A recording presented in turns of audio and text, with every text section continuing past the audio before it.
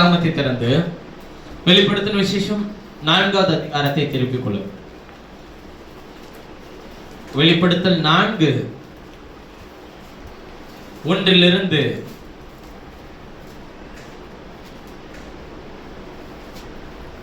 2 வசனங்களை மாத்திரம் வாசிப்போம். அதன் பிறகு மற்ற விஷயங்களை நான் உங்களோடு கூட பகிர்ந்து கொள்கிறேன்.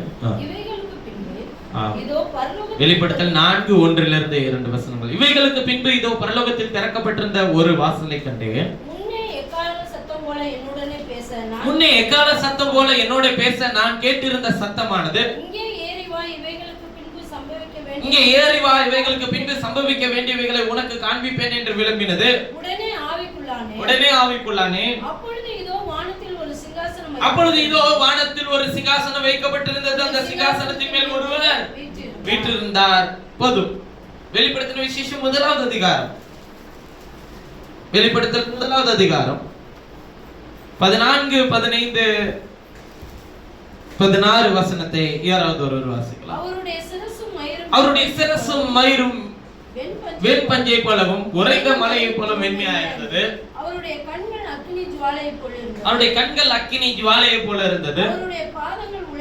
அவருடைய பாதங்கள் உலைக்களத்தில் காய்ந்த பிரகாசமான வெண்கலம் போல இருந்தது. அவருடைய சத்தம் பெருவெள்ளத்து இரைச்சலை போல இருந்தது. தமது வலது கரத்திலே 7 நட்சத்திரங்களை அவர் ஏந்திக் கொண்டிருந்தார். அவருடைய வாயிலிருந்து இருபுறமும் கருப்புள்ள பட்டயம் புறப்பட்டது. அவருடைய முகம் வல்லமையாய் பிரகாசிக்கிற சூரியனை போல இருந்தது. போதும்.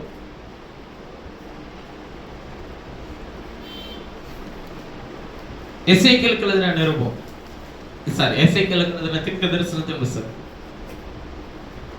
எசேக்கியேலின் தீர்க்கதரிசன புத்தகம் 1வது அதிகாரம்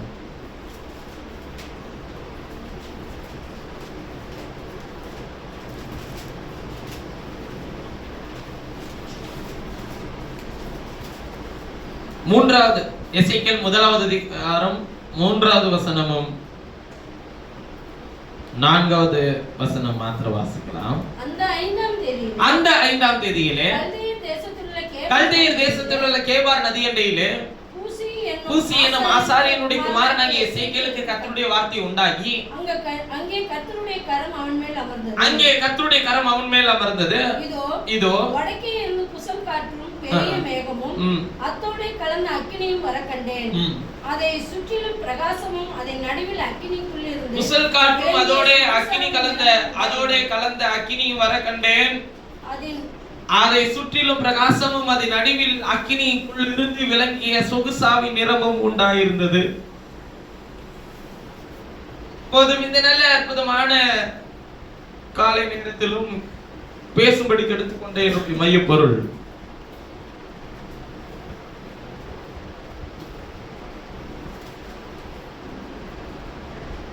சத்தம் பெருவெல்ல இறைச்சல்.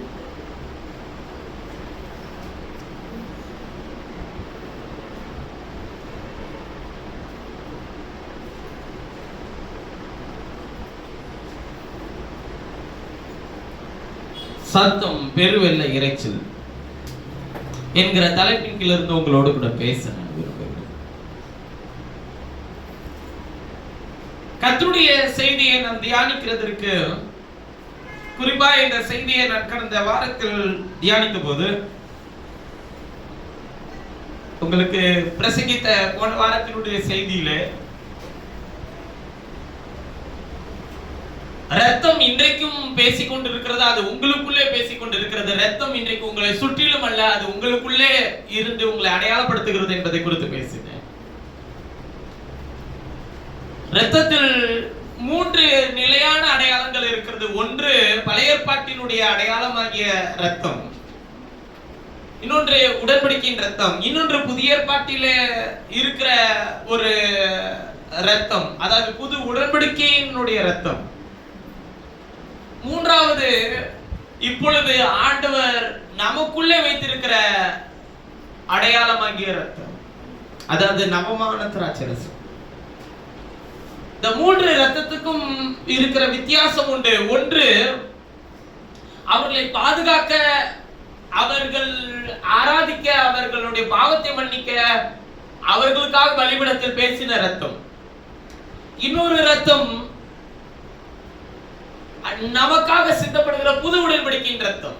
அதாவது இனிமே பாவத்தை போக்க, குற்ற நிவாரண வழி செலுத்த அப்படின்னு பல ரத்தம் தேவைப்படல, ஒரே ரத்தம் தான் அப்படின்னு சொல்லி ஆண்டவர் புது உடன்படிக்கையின் ரத்தத்தை ஏற்படுத்தினார்.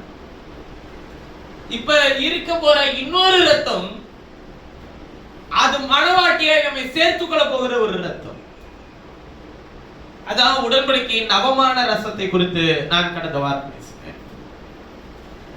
ஆனால் இந்த செய்தியை நான் தியானிக்கும் போது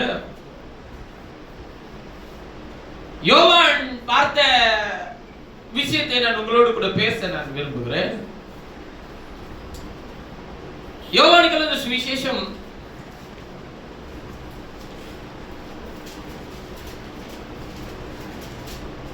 20 முதல்ல அந்த கேள்விக்கும் அதுக்கும் சொல்லிட்டு அதன் பிறகு அந்த சத்தத்துக்குள்ள போக விரும்புகிறேன். 21வது அதிகாரம்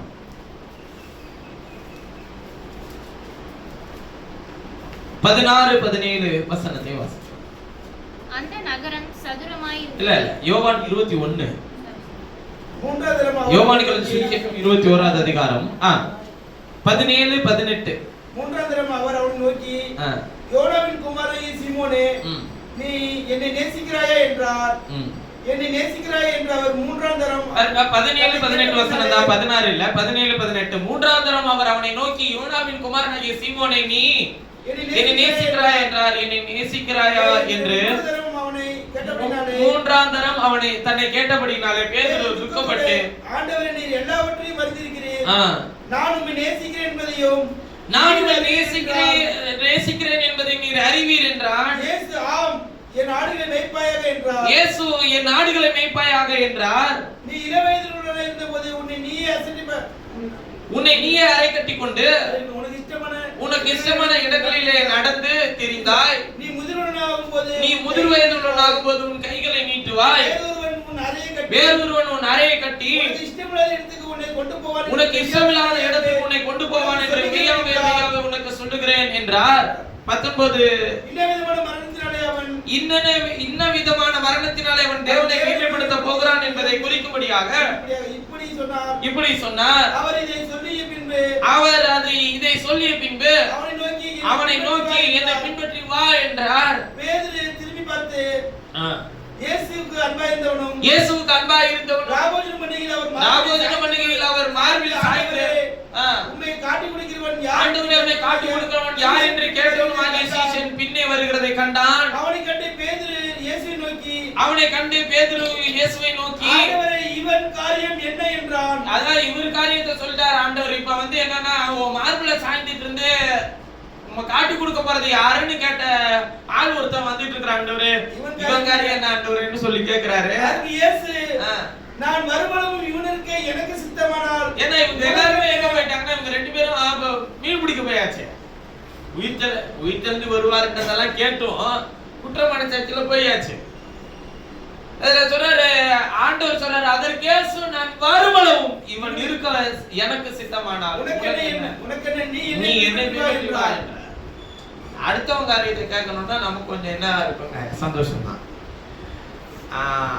அவனை குறிச்சு ஆண்டவர் என்ன வச்சிருக்கிறாரு. ஆனா அவன் அதுல போறதுக்குள்ள அவனோட வழி அவனுக்கு தான் தெரியும். 23வது வசனத்தை வாசிக்கும்போது சொல்றாரு, ஆகையால் அந்த சீஷன் மரிப்பதில்லை என்கிற பேச்சு சகோதரர்களுக்குள்ளே பரம்பிற்று. ஆனாலும் அவன் மரிப்பதில்லை என்று இயேசு சொல்லாமல், பைபிள் தெளிவா சொல்லிச்சு, இயேசு சொல்லாமல், நான் வருமளவும் இவன் இருக்க சித்தமானால் எனக்கு சித்தமானால் உனக்கு என்னவென்று சொன்னார். போதும். யோவான் உயிரோடு இருக்கிறாரா, மரிச்சிட்டாரா? இப்ப முதல்ல இந்த கேள்விக்கு பதில் சொல்லு. உயிரோடு இருக்கிறாரா, மரிச்சிட்டாரா? படிச்சுட்டு வர சொன்னது இதுதானே. அதுல கேட்கிற முதல் கேள்வி என்னன்னா, யோவான் இப்போது உயிரோடு இருக்கிறாரா, மரிச்சிட்டாரா? மரிச்சிருப்பார். சரி, மரிச்சிருப்பாருன்னு தான் சொல்றீங்களே தவிர மரிச்சிட்டாருன்னு சொல்ல மாட்டேங்கிறீங்க. மரிச்சிட்டாரு. Okay, right. டவுட்டடா சொல்ல, தப்பானாலும் பரவாயில்ல, மரிச்சிட்டாரு இருக்கிறாரு, ரெண்டுல ஏதாச்சும் ஒண்ணு சொல்லணும். மரிச்சிருப்பாரு அப்படிலாம் சொல்ல, மரிச்சிட்டாரு. சரி, இப்ப கவனிங்க. அடுத்து யோவான் மரிச்சிட்டார் அப்படின்னா கர்த்தர் சொன்னார்ல, நான் வருமளவும் இவன் உயிரோடு இருக்க சித்தமானால் உனக்கு என்னன்னு சொல்லு. அப்படியானால் அன்னைக்கு சீஷர்கள் எல்லாரும் சொல்லிட்டது என்னன்னா, இவன் மரிக்க போறது இல்லைன்னு சொல்லிட்டார். ஆனா பைபிள் தெளிவா சொல்லிச்சு, அவன் மரிக்க மாட்டான்னு சொல்லல, அவன் உயிரோடு இருக்க சித்தமானால் உனக்கு என்ன. இயேசு சொல்லாமல் நான் வருமளவும் இவன் இருக்க சித்தமானால் உனக்கு என்னவென்று சொன்னார். இதுல ஒரு வார்த்தையை நீங்க அண்டர்லைன் பண்ண வேண்டியது இருக்கு, நான் வருமளவும். அப்ப இவர் சொன்ன விஷயத்தை நல்லா கவனிச்சுக்கோங்க. இவர் வருகிற விஷயங்கள் எல்லாத்தையும் இவன் உயிரோடு இருக்கும் போதே இவனுக்கு கர்த்தர் வெளிப்படுத்துவார். அதாவது இவன் பாப்பான், நான் வருமளவும் இவன் உயிரோடு இருக்க சித்தமானால், அப்படித்தானே சொல்ற, வருமளவும் இவன் இருக்க எனக்கு சித்தமானால் உனக்கு என்னவென்று சொன்னார். நான் வருமளவும் இவன் இருக்க எனக்கு சித்தமானால் உனக்கு என்ன, நீ என்னை பின்பற்றி வா என்றார். நான் வருமளவும் இவன் இருக்க எனக்கு சித்தமானார். அப்ப இவர் வருகிற வரையிலும் இவன் இருக்க எனக்கு சித்தம்ன்றார். அப்ப சொன்ன ஆண்டவர் பொய் சொல்ல மாட்டார். அவர் எல்லா விஷயத்தையும் அவனுக்கு என்ன பண்ணுவாருங்க, அவர் காண்பித்து அவனை நடத்துவார். பாருங்கள், பேதுருவை குறித்து சொல்லும்போது சொல்லுகிறார், நீ இப்படிதான் மரிக்க போற, வேறொருத்தர் உன்னை கொண்டு போய் உன்னை அறையை கட்டி உனக்கு இஷ்டமில்லாத இடத்துக்கு உன்னை கொண்டு போவான் என்று மெய்யாவே உனக்கு சொல்லுகிறேன். அவன் இப்படிதான் உன்னை கொண்டு போக போறான்றத கர்த்தர் அவனுக்கு சொல்ற. ஆனா அவன் தான் கேட்கிறான். இப்ப ஒருவேளை பேதுரு கேட்கலனாலும் நமக்கு இது தெரிஞ்சிருக்காது. வருமளவும் இவன் இருக்க சித்தமானால் உனக்கு என்ன அப்படின்னு சொல்லி சொல்றாரு பேதுருட்ட. ஆனா அதுக்கு முன்னாடி அவன் கேட்டது என்னன்னா, ஆண்டவர் இவன் காரியம் இவன் எப்படி மரிக்க போறான். அதுக்கு அவரு சொல்றாரு, நீ எப்படி உன்னை அறையை கட்டி கொண்டு போய் உனக்கு இஷ்டம் இல்லாத இடத்துக்கு உன்னை கொண்டு போகணும், அது மாதிரி நான் வருமளவும் இவன் இருப்பான். இப்ப இவன் வருமளவுன்னு சொல்ற விஷயத்தை அவர் எதை வச்சு சொல்றாரு? இததான் நம்ம வெளிப்படுத்தின விசேஷத்துல 4வது அதிகாரத்துல வாசிக்க போகிறோம். பாருங்கள், வெளிப்படுத்தின விசேஷம் 1வது அதிகாரம் 1 வசனத்தை வாசிக்கும் போது, வெளிப்படுத்தல் 1வது அதிகாரம் 1 வசனம், சீக்கிரத்தில் சம்பவிக்க வேண்டியவைகளை தம்முடைய ஊழியக்காரருக்கு காண்பிக்கும் பொருட்டு தேவன் இயேசு கிறிஸ்துவுக்கு ஒப்புவித்ததும் இவர் தம்முடைய தூதனை அனுப்பி தம்முடைய ஊழியக்காரனாகிய யோவானுக்கு வெளிப்படுத்தினதுமான விசேஷம். அப்ப யோவான் தம்முடைய ஊழியக்காரனாகிய யோவானுக்கு வெளிப்படுத்தின விசேஷம் இது. யோவான் எப்படிப்பட்ட வெளிப்படுத்துதல்களை இந்த புத்தகத்தில் எழுதி வைத்திருக்கிறார்? மார்பிலை சாய்ந்து கொண்டிருந்த அந்த யோவான் தான். அவரை அவன் தரிசிக்கும் போது, நான் ஏன் எசேக்கியேல் வாசிக்க சொன்னேன்னு கேட்டீங்கன்னா, எசேக்கியேல் பார்த்த தரிசனமும் யோவான் பார்த்த தரிசனமும் கிட்டத்தட்ட ஒண்ணுதான், ரெண்டு ஒண்ணுதான் என்றதை நிரூபிக்க பல விஷயம் இருக்கு. நீங்க வேணா நீங்க எசேக்கியேல் பார்த்த தரிசனத்திலே 4 ஜீவன் இருக்கும், யோவான் பார்த்த தரிசனத்திலே 4 ஜீவன் இருக்கும். நீங்க அந்த முதல் அதிகாரத்தை அடுத்தடுத்த வசனத்தை வாசிங்கன்னா 4 ஜீவன்கள் இருப்பாங்க. ரெண்டையும் ஒப்பிட்டீங்கன்னா சரியா வரும். சரி, நம்ம அதை பத்தி எல்லாம் பின்னாடி பேசுவோம். இந்த இருவருக்கும் கர்த்தர் காண்பித்த இந்த தரிசனத்திலே யோவான் இவரை எப்படி பார்க்கிறான் என்பதையும் எசேக்கியேல் இவரை எப்படி பார்த்திருக்கிறான் என்பதும் கிட்டத்தட்ட ரெண்டு ஒரே நிலைதான். பாருங்கள், யோவான் ஒரு தரிசனங்களை அவருக்கு காண்பிக்கிறார். யோவானை உயிரோடு இருக்க சித்தமானால் உனக்கு என்ன என்று சொல்லி பேதுருவை பார்த்து ஆண்டவர் சொல்லுகிறார். அவர் வருகையை குறித்ததான எல்லா விஷயங்களையும், வருமளவும் அவர் வரப்போகிற எல்லா விஷயங்களையும் கர்த்தர் தம்முடைய தாசனாகிய யோவானுக்கு வெளிப்படுத்தி அதன் பிறகு அவனை அந்த மரணத்துக்கு நேராக நடத்த போகிறார். இப்ப அவன் உயிரோட இருக்கிறான்னு சொல்லி கேட்டீங்கன்னா இல்ல, ஆனால் அவருடைய வருகையின் எல்லா விஷயத்தையும் அவன் பார்த்திருக்கிறான்.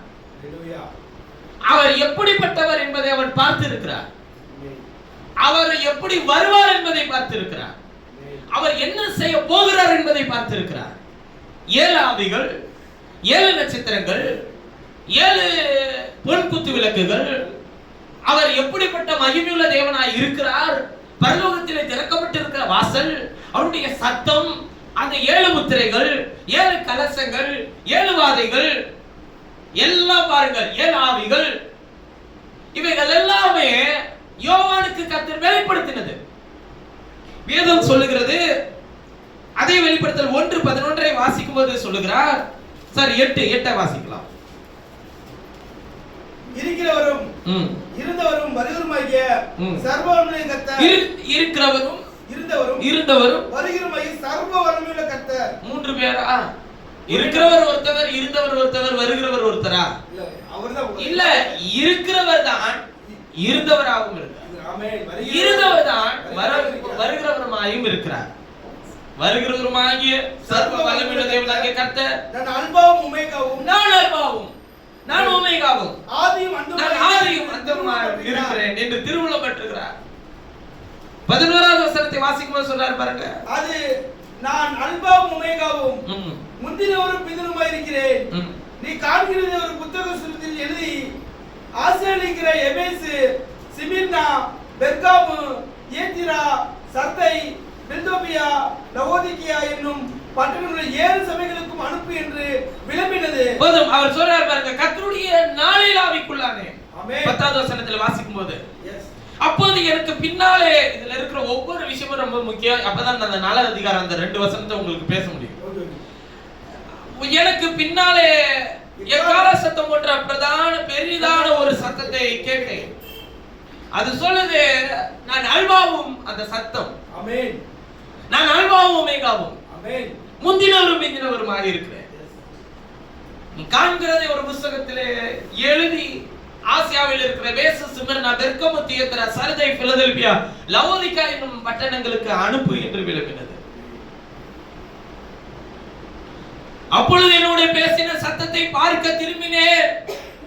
திரும்பின போது 7 பொன் குத்து விளக்குகளையும் அந்த 7 குத்து விளக்குகளின் மத்தியிலே நீல எங்கி தரித்து மார்பருகே பொற்கச்சை கட்டியிருந்த மனுஷகுமாரனுக்கு ஒப்ப ஆனவரையும் பாருங்க. அதான் அவர் வரப்போகிற வருகை குறித்து அவர் எழுதுறாரு. ஹல்லேலூயா. அப்ப வருகிற வருகையை குறித்ததான எல்லா விஷயங்களையும் அதுதான் அவர் அங்கேயே சொல்லிட்டார். நான் வருமளவும் இவன் இருக்க, இவன் உயிரோடு இருக்க சொல்ல, இவன் இருக்க சித்தமானால் உனக்கு. அப்ப இவர் வரப்போகிற விஷயங்களையும் இனிமேல் சம்பவிக்கிற விஷயங்களையும் இதுவரையில் நடந்து முடிந்த விஷயங்களையும் யோவானுக்கு அவர் திட்டமாய் வெளிப்படுத்தி பேசியிருக்கிறார். ஹல்லேலூயா. அதை பேசுற வரையிலும் அவனை உயிரோட வச்சிருந்தாரா இல்லைங்களா? இவன் இந்த தரிசனங்களை பார்க்கும்போது அவன் எங்க இருந்தாங்க? பத்மு தீவுல. பாருங்க, அதை குறித்து 9வது வசனம் தெளிவா சொல்லுது. உங்கள் சகோதரனும் இயேசு கிறிஸ்து நிமித்தம், வெளிப்படுத்தல் 1:9, உங்கள் சகோதரனும் இயேசு கிறிஸ்து நிமித்தம் வருகிற உபத்திரத்திற்கும் அவருடைய ராஜ்யத்திற்கும் அவருடைய பொறுமைக்கும் உங்கள் உடன் பங்காளனுமாய் இருக்கிற யோவானாகிய நான், அவரை பற்றி அவர் எழுதுறார். யோவானாகிய நான் தேவ வசனத்தின் நிமித்தம் இயேசு என்னும் தீவிலே இருந்தேன். இயேசு கிறிஸ்துவை பற்றிய சாட்சி நிமித்தம் பத்மு என்னும் தீவிலே இருந்தேன். ஏன் தூக்கிட்டு வந்து அங்க போட்டிருந்தாங்க? சாட்சி சொன்னதுனால கொலை செய்யணும்னு முயற்சி பண்ணாங்க, கொல்ல முடியல. அதனால கொண்டு வந்து பத்மு தீவுல போட்டாங்க. பத்மு தீவுலனா அங்கேயே இருந்தா அவனே செத்து போயிடுவான். அது மாதிரி ஒரு இடம், சிறைச்சாலை, போஜனம் இருக்காது, ஒண்ணு இருக்காது. ஒரு தீவுல கொண்டு போய் தனிச்சு விடப்பட்டா எப்படி இருக்கும்? அங்க இருந்து தப்பிச்சு வரணும்னா வழி இல்லை. அங்க கிடைக்கிறத சாப்பிட்டு ஒரு நாள் முடிஞ்ச வரையும் உயிர் வாழ, இல்லைன்னா அப்படியே என்ன பண்ணிடுற, அங்கேயே செத்துரு. அவ்வளவுதான். ஆனால் அந்த இடத்திலே அவருடைய வருகைக்கான எல்லா விஷயங்களையும் கர்த்தர் யோவானுக்கு வெளிப்படுத்தினார். உன்னை எந்த சூழ்நிலையிலெல்லாம் தனிச்சு கொண்டு போய் விடுறாரோ அவர் தன்னை வெளிப்படுத்துகிறதற்காக தானே தவிர உன்னை அவமானப்படுத்தாது. அது முதல்ல தெரிஞ்சுக்கணும். நம்ம எந்த சூழ்நிலையில நீ தனித்து விடப்படுகிற நெருக்கடியான சூழ்நிலைகள் வந்தாலும் அந்த சூழ்நிலையில கர்த்தர் உங்கள் கண்களுக்கு முன்பாக தன்னை வெளிப்படுத்தி காண்பிக்க வேண்டும். அது நம்ம எதையாச்சும் ஒன்று பண்ணிட்டு தனிச்சு போயிட்டு கர்த்தர் எனக்கு வெளிப்படலைன்னு சொல்லக்கூடாது. நாம் சரியாய் நடந்து நாம் செய்யும் கிரியைகள் உண்மையாயிருந்து கர்த்தருக்கு பிரியமாயிருந்து மனிதர்கள் நம்மை வெறுக்கும் போது தனித்து விடும் போது கர்த்தர் உனக்காக அங்க வெளிப்பட வல்லவராய் அவர் யார் என்பதை இன்னும் உங்களுக்கு வெளிப்படுத்தி தர ஒரு வல்லவராய். அது மாதிரி ஒரு சூழ்நிலை எல்லாருடைய ஜீவியத்திலும் வேண்டும். அது நல்லது. அது இல்லைன்னா வாழ்க்கையில சொல்லுவாங்கல்ல ஒரு திருப்பு முனைன்னு சொல்லுவாங்கல்ல, அதுதான் எல்லாருடைய வாழ்க்கையில அது ஒரு திருப்பு முனையா இருக்கும். யாரும் இல்லை அப்படிங்கிற ஒரு நெருக்கடி வரும்போது, குறிப்பா ஆவிக்குரிய ஜீவியத்துல அப்போஸ்தலனாகிய பவுலுக்கு வந்துச்சுங்க. நான் மாம்சத்தோடும் ரத்தத்தோடும் யோசனை பண்ணாவலும் அரபி தேச வனாந்தரத்துக்கு போய் முன்பு அப்போஸ்தலனானவரிடத்தில் போகாமல் 2.5 வருஷம் அங்க இருந்தான். அரபி தேச வனாந்தரத்துல கிறிஸ்து எனக்குள் உருவாகிறதுக்காக தனித்திருந்தார். வீட்டை விட்டுட்டு போனேன்னு சொல்ல, அதுனால தெரிஞ்சுக்கணும் அவரை உருவாக்குறதுக்காக. இயேசு 40 நாள் அது மாதிரி நானும் எல்லாத்தையும் விட்டுட்டு போயிடலான்னு இருக்கேன். கொடுத்த பொறுப்பை விட்டுட்டு போனீங்கன்னா அதுக்கும் கணக்கு கேட்பாரு, பார்த்துக்கோங்க. இனிமேல அதுக்கு வேலையே இல்லை.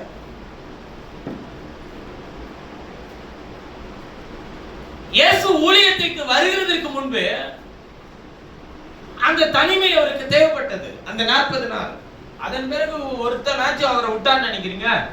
எப்போதும் அவர் இங்க படகுல ஏறினா அங்க வந்து கரையில நிப்பாங்க நிறைய பேர்.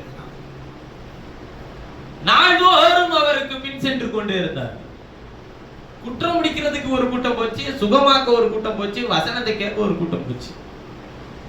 அதுல எந்த கூட்டமா நாம இருக்க போறோன்றது ரொம்ப முக்கியம்.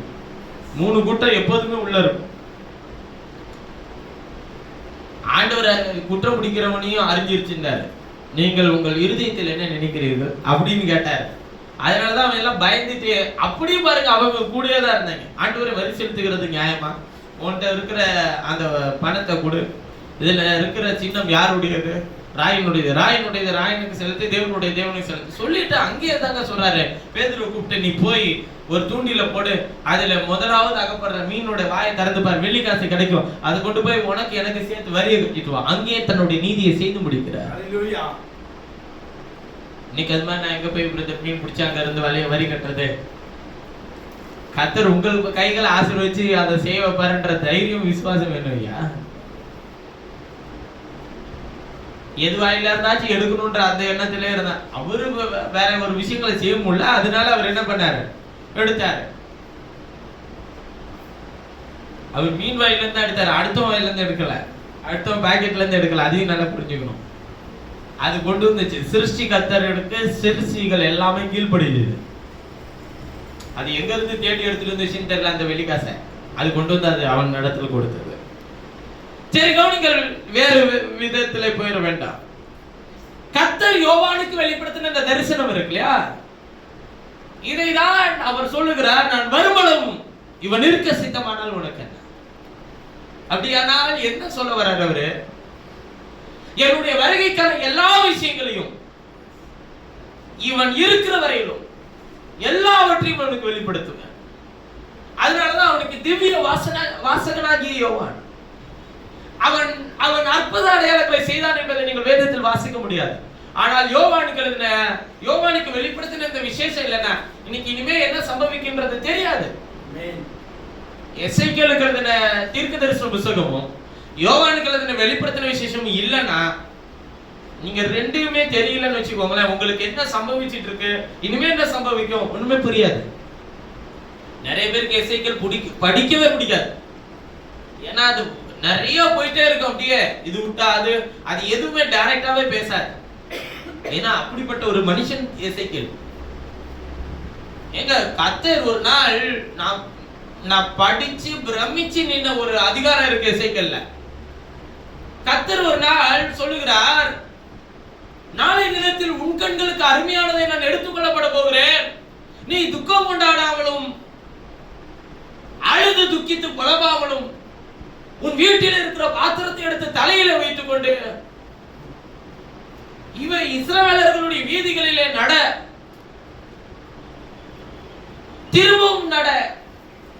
அந்த இஸ்ரவேலர்கள் ஏன் இப்படி செய்கிறாய் என்று கேட்டால், சொல்லு, இது போலதான் நீங்க பாபிலோனுக்கு சிறைப்பட்டு கொண்டு போகப்படுவீங்க, அருமையானதை இழந்துட்டு கொண்டு போகப்பட போறீங்க அப்படின்றத சொல்லுனார். அருமையானது என்னன்னு தெரியுமா உங்களுக்கு? அவன் நேசித்த மனைவியை கத்தர் எடுத்துக்கிட்டார். அடுத்த நாள் காலையில என்ன தீர்க்கதரிசனம் சொல்றதுக்காக தீர்க்கதரிசியினுடைய மனைவியவே உயிரை எடுத்துட்டு ஜீவன் போயிருச்சு. ஆனா தீர்க்கதரிசி தீர்க்க தரிசனத்தை சொல்ல அதன் பாதையிலே நடக்கிறான். நீங்க எரேமியாவையும் எசேக்கியேலையும் எல்லா தீர்க்க தரிசனங்கள் போல நீங்க நினைக்கவே கூடாது. இவர்கள் எல்லாருமே தீர்க்க தரிசனம் சொன்னவங்க. தீர்க்க தரிசனத்தை சொல்றதுக்காகவே ஒரு மிகப்பெரிய வேலையை செய்தவங்க, நடந்து காட்டினவங்க. தீர்க்க தரிசனத்தை சொல்றதுக்கே மிகப்பெரிய வேலை செஞ்சாங்க. எரேமியாட்ட கர்த்தர் சொல்லும்போது சொல்றாரு, நீ போ, அது எந்த இலையின் நாருன்னு தெரியல, அதை எடுத்துட்டு அதை மெல்லிய 3 திரிகளாக திரிச்சு தனித்தனியா வச்சிருன்ற. தனித்தனியா என்ன பண்ணுன்றாருங்க, பிரிச்சு எடுத்துட்டு போ, நான் குறிக்கிற மலையின் இடத்துக்கு போ, அங்க குறிக்கிற பாறையை நீ தூக்கிட்டு நீ எடுத்துட்டு போன அந்த 3 நார்களையும் ஒன்றா சேர்த்து கட்டி அந்த பாறைக்கு அந்த கல்லுகளை தூக்கிட்டு அதுக்கு கீழே வச்சிருன்ற. வச்சிட்டு வந்துரு, திரும்பி பார்க்காம வந்துரு. அப்புறம் கர்த்தர் சில மாதங்கள் கழித்து 3 மாதங்களோ என்னமோ எழுதியிருப்போம், அதுல திரும்பி நீ அங்க போய் பாருன்ற. அந்த கல்லுகளை தூக்கிட்டு பார்க்கும்போது அந்த நார்கள் கருத்து போய் அந்த போட்டிருந்த அந்த 3 பின்னல்களும் பிரிஞ்சு போய் இருந்திருக்கு. அதை கொண்டு வந்து இஸ்ரவேலர்களுக்கு முன்பாக காண்பிக்கிறார். காட்டும் போது அது என்னன்னு சொல்லி அவன் கேட்கிறான். அதுக்கு சொல்றாரு, நீங்கள் இது போல கற்களாகி பிரிந்து சிதறி போவீர்கள் சொல்லி சொல்லுன்றார். இதுக்கு அவன் என்ன பண்ண வேண்டியதா இருக்கு? அவர் சொல்ற ஒரு இடத்துல போய் அந்த இலையை எடுத்து அந்த நார் செஞ்சு அதை திருச்சி கொண்டு போய் அவர் காண்பிக்கிற இடத்துல வச்சு அதை திருப்பி 3 மாசம் கழிச்சு போய் அதை எடுத்துட்டு வந்து இவன்கிட்ட காட்டுறதுக்கு டைரக்டா சொல்லிட்டு போயிடலாம்ல. நீ இந்த மரத்தில் உள்ள இலையை கொண்டு போய் 3 மாசம் வச்சினா அது எப்படி இருக்குமோ அது போல நீ ஆயிருவ அப்படின்னு சொல்லிருக்கலாம்ல. இல்ல செய்து காண்பித்தாங்க. எரேமியால ஒரு இடத்துல புலம்பல் புத்தகத்தை எழுதினதே எரேமியா தான். எரேமியாவின் புலம்பல் தான் அது. எரேமியா தீர்க்கதரிசன புத்தகத்திலே புலம்பி இருப்பார். இந்த ஜனங்கள் வணங்கா கழுத்துள்ள ஜனங்கள், நான் எங்க வாசம் பண்றேன் தெரியுமா ஆண்டவரே? முள்ளுகளுக்குள்ளும் நெருஞ்சில்களுக்குள்ளும் வாசம் பண்ற ஆண்டவரே, தேள்களை நடுவில வாசம் பண்ற ஆண்டவரே. இவ்வளவு சொல்றவனையே கொட்டிக்கிட்டே இருந்தாங்க இஸ்ரவேலர்கள். அதனாலதான் அப்படி எழுதுறாரு. அதுக்கு ஆண்டவர் கொடுத்த ரீப்ளே தான் சூப்பரா இருக்கும். நீ முள்ளுகளுக்குள்ளும் நெருஞ்சில்களுக்குள்ளும் தேள்களுக்குள்ளும் நீ வாசம் பண்ணினாலும். நீங்க அந்த வசனத்தை படிக்கும் போது பாருங்க, இதெல்லாம் நீங்க எப்படி எடுத்துப்பீங்கன்னா, ஓ நம்மளே தான் சொல்றாரு, நான் சொந்தக்காரெல்லாம் முள்ளு, பக்கத்து வீட்டுக்காரெல்லாம் தேளு, விசுவாசி பூராமே நெருஞ்சிடு அப்படின்னு எடுத்துப்போம். அவர் தம்முடைய ஜனத்தை தான் சொல்றாரு. நீங்க எரேமியால இருக்க ஒரு நிமிஷம், அந்த இதெல்லாம் செய்திக்கு அப்பாற்பட்டு கிட்ட போயிட்டு இருக்கு. கர்த்தாவே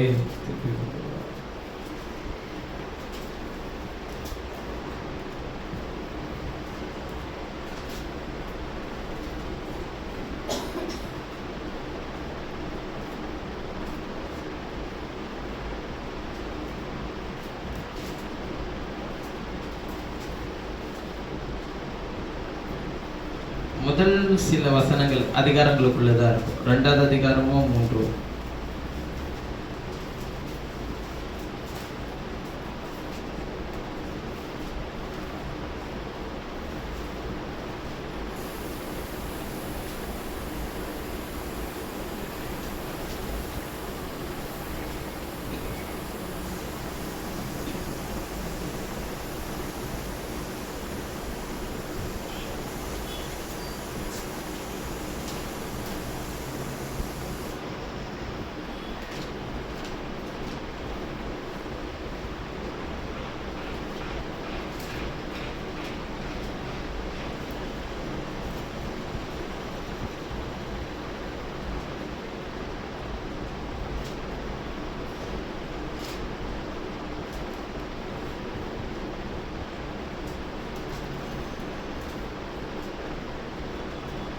ஆண்டவர் அழகா சொல்லியிருப்பாரு, நீ முள்ளுகளுக்குள்ளும் நெருங்கில்களுக்குள்ளும் தேள்களின் நடுவிலே வாசம் பண்ணினாலும் சொல்லி எழுதி இருக்கும்.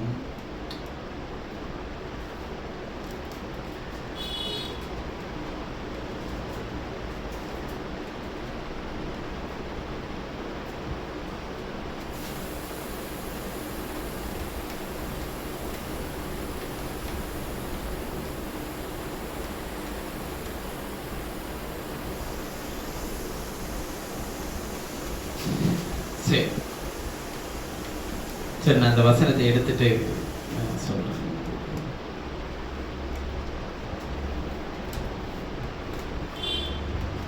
அப்ப ஆண்டவர் எரேமியாட்ட சொல்லும்போது சொல்றாரு, நீ என்ன செய்தாலும் இந்த ஜனம் வணங்கா கழுத்துள்ள ஜனங்க தான், ஆனா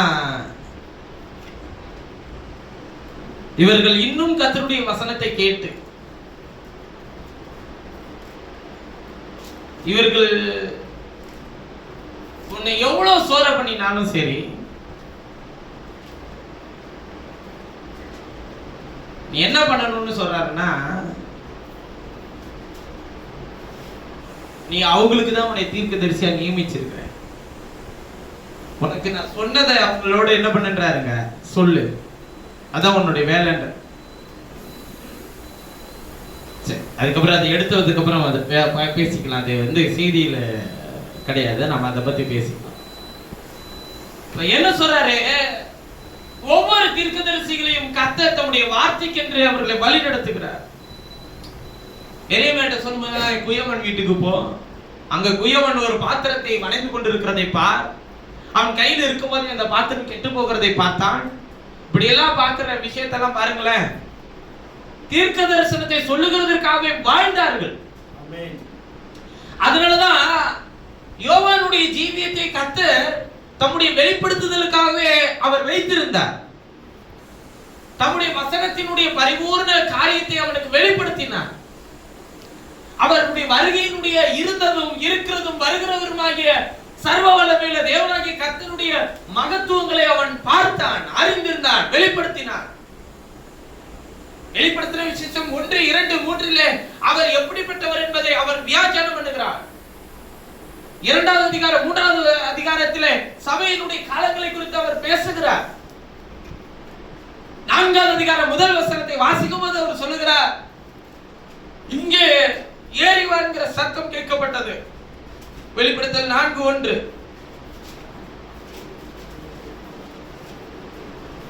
இவைகளுக்கு பின்பு இதோ பரலோகத்திலே திறக்கப்பட்டிருந்த ஒரு வாசலை கண்டேன். திறக்கப்பட்டிருந்த ஒரு வாசல். யார் இந்த வாசல்? சபை எடுத்துக்கொள்ளப்பட்ட பிறகு திறக்கப்பட்டிருக்கிற ஒரு வாசல். 3வது அதிகாரத்தின் கடைசியிலே சபை எடுத்துக்கொள்ளப்படுதல், அவ்வளவுதான். 4வது அதிகாரத்திலே யோவான் ஒரு தரிசனங்களை காண்கிறான். பரலோகத்திலே திறக்கப்பட்டிருக்கிற ஒரு வாசல். யார் அந்த வாசல்? கர்த்தராகிய இயேசுவே அந்த வாசல். இயேசு சொல்கிறார், நானே வாசல், அதன் வழியாய் பிரவேசிக்கிறவன் உள்ளும் புறமும் சென்று மேய்ச்சலை கண்டடைவான். பரலோகத்தில் திறக்கப்பட்டிருக்கிற வாசல் அவர்தான். அவரை அல்லாமல் ஒருவனும் உள்ள என்ன பண்ண முடியாது, பிரவேசிக்க முடியாது. முன்னே எக்கால சத்தம் ஒன்றே பேசின என்னுடனே பேச நான் கேட்டிருந்த சத்தமானது எக்கால சத்தம் போன்ற போல என்னோட பேச நான் கேட்டிருந்த சத்தமானது. எப்ப பேசுனுச்சு? முன்னேன்றாரே. முன்பு வெளிப்படுத்தல் 1 பேசினார் இல்லையா?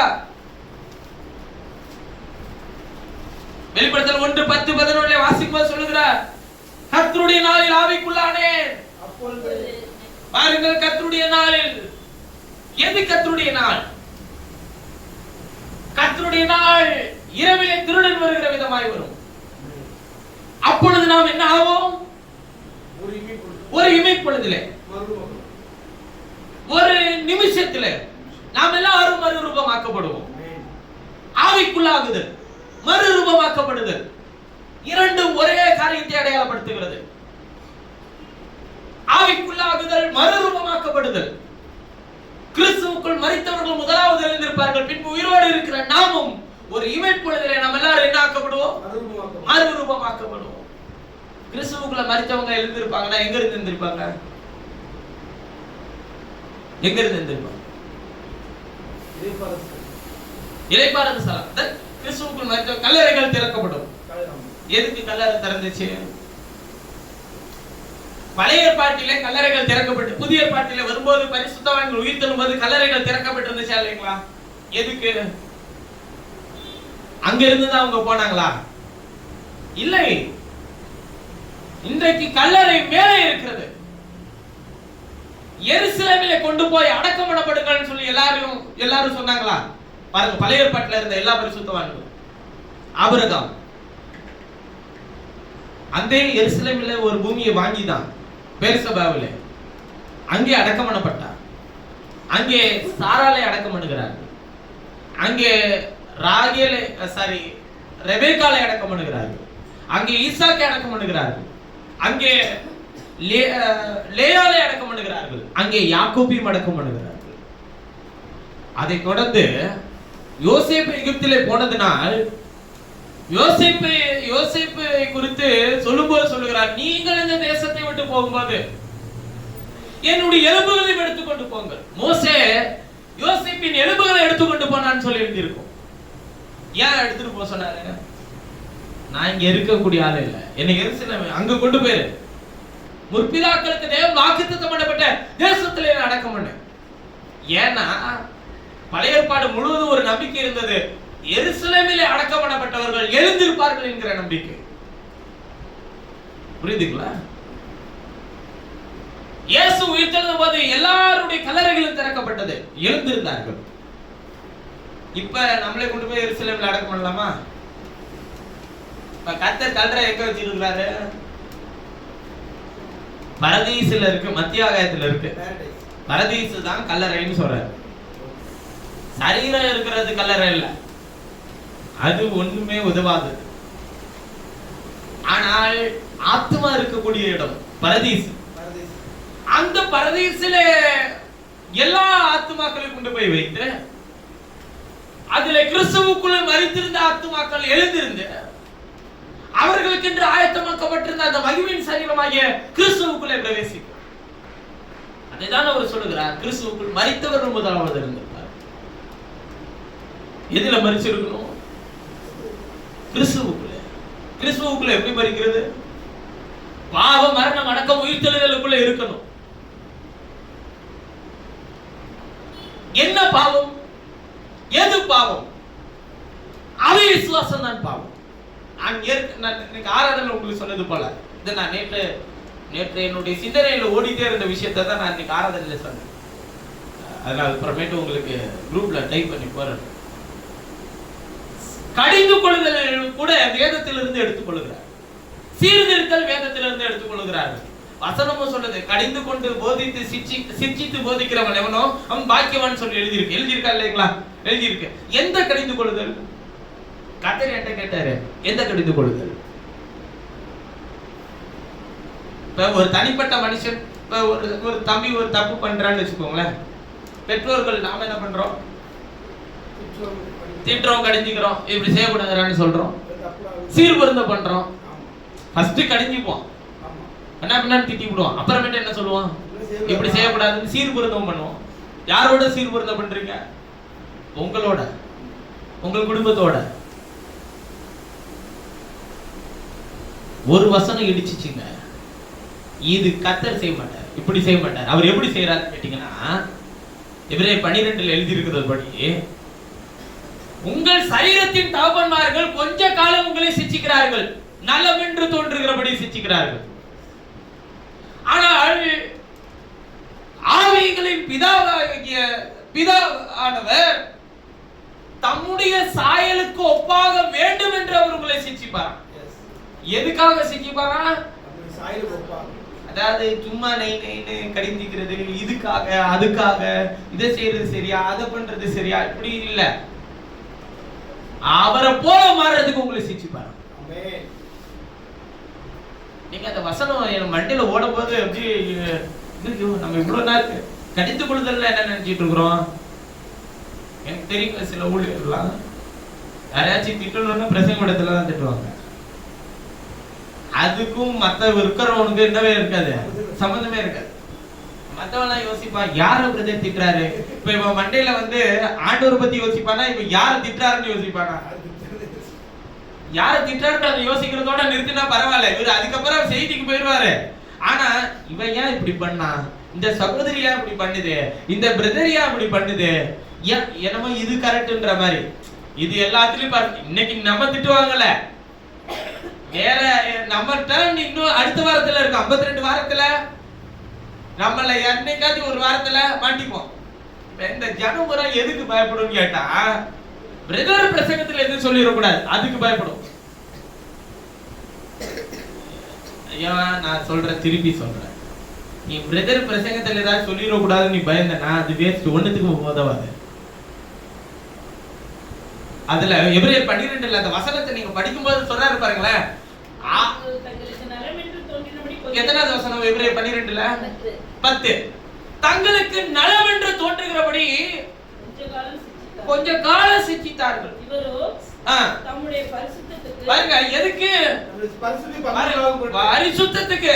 எதுக்கு சிச்சி பாருங்க பாருங்க, சும்மா சளி வர்றது, ஜுரம் வர்றது, கை கால் உடைக்கிறது, கீழே தள்ளி விடுறது, இதெல்லாம் சிச்சன்னு நீங்க நினைச்சீங்கன்னா தப்பு. பரிசுத்தத்துக்கு பங்குள்ளவர்கள் ஆகும் பொருட்டு, நம்முடைய பிரயோஜனத்துக்காக. அப்ப அந்த சிச்சை கூட உங்களுக்கு என்னவா இருக்குமா? பிரயோஜனமா இருக்கு. ஏங்க உங்களுக்கு தலைவலி வர்றது பிரயோஜனமா இருக்கா? அடுத்த பக்கத்துல இருக்கிறவனோட பேச கூட முடியாதுங்க, ஒழுங்கா எந்திரிச்சு போயிருன்றோம். எனக்கு இருக்கிற தலைவலிக்கு பக்கத்துல உட்காந்து நோய் நோய். நமக்கு நல்ல தலைவலி இருக்கும்போது யாராவது சிரிச்சு பேசிட்டு இருந்தா உங்களுக்கு எப்படி இருக்கும்? தலைவலி இருந்து சிரிச்சு பேசுறதை கேட்டிருந்தா தான் உங்களுக்கு தெரியும். சில நேரத்துல இந்த ட்ரெயின் பயணத்துல நம்மளே தலைவலியில போயிட்டு இருப்போம். அந்த டைம்ல யாராச்சும் போன் பண்ணாங்கன்னு வச்சுக்கோங்களேன், என்னால முடிஞ்ச அளவு கண்ட்ரோல் பண்ணி பேசி பார்ப்பேன். முடியலன்னா சீக்கிரமா பேசிட்டு வச்சிருவேன். ஏன்னா அதுக்கு மேல என்னால டாலரேட் பண்ண முடியாது. கோவம் வரும், பயங்கர உச்சத்துல இருக்கும் கோவம். எப்படா இறங்குவோம், எப்படா போவோம், எப்படா இந்த இடத்த விட்டு நடந்து போவோம். இதுல நம்ம சில நேரத்துல என்ன அப்பதான் எல்லா கதையும் சொல்லி எனக்கு காதுலயும் உழுகாது. வேற இவங்க வேற நெருக்கிட்டு இருப்பாங்க, சூழல் தெரியாது. பேசுறவங்களுக்கு அது அவங்களுக்கு தெரியுமா, என்னால புரிஞ்சுக்க முடியுது. ஆனா என் சூழல் என்னன்னு உங்களுக்கு தெரியல, உங்க சூழல் என்னன்னு எனக்கு தெரியல. இறங்கிட்டாச்சு பேசுறேங்க வச்சு. அப்ப பாருங்க, தேவன் நம்மை நடத்துகிற பாதையில சரீரத்திற்காக அவர் உங்களை சிச்சிக்கிறதோ, சரீரத்துக்காக உங்களை கடிந்து கொள்ளுதோ அல்ல. பரிசுத்த அவருடைய பரிசுத்தத்துக்கு உங்களை பங்குள்ளவர் லாகுபடிக்கு உங்களை சிச்சிப்பார். அது உங்களுக்கு என்னவாவும் இருக்குமா? அந்த சிச்சைனா என்னங்க? இப்ப பிரயோஜனமா இருக்கிற சிச்சை இது. கர்த்தருடைய வசனம் மாத்திரமே பிரயோஜனமானது. அதான் பிரதர் நான் கடிஞ்சுக்கிறேன். ஏன் ஒரு வசனத்தை எடுத்து வச்சு ஒரு ஆளை திட்டுறது கடிஞ்சுக்கிறது இல்ல. வசனத்தை சொல்லும் போது அதுக்குள்ள இருக்கிற விஷயம் எல்லாருக்குள்ளயும் ஒவ்வொரு கிரியைகளை நடப்பிக்கும். அதுதான் கடிந்து கொள்ளுங்க. பாருங்கள், உங்களுக்கு நான் திரும்பவும் சொல்லுகிறேன். பேதுரு பார்த்து சொல்றாரு, உனக்கு என்னடா காரியம், உன்னை பத்தி நான் சொன்னா நீ கேட்டுட்டு போன்னு சொல்றதை விட்டுட்டு ஆண்டவர் என்ன பண்றாரு, நான் வருமளவும் இருக்க சித்தமானால் உனக்கு.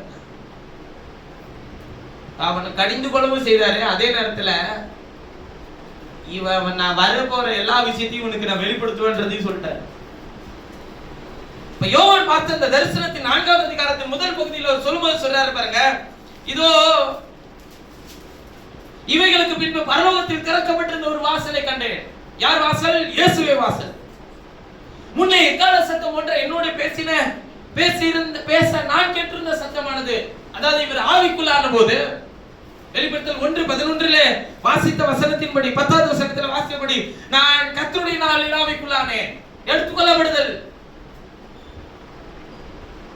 அப்ப அவருடைய வருகையின் நாளிலே அவர் ஆவிக்குள்ளாகிறதை யோவான் பார்க்கிறார்.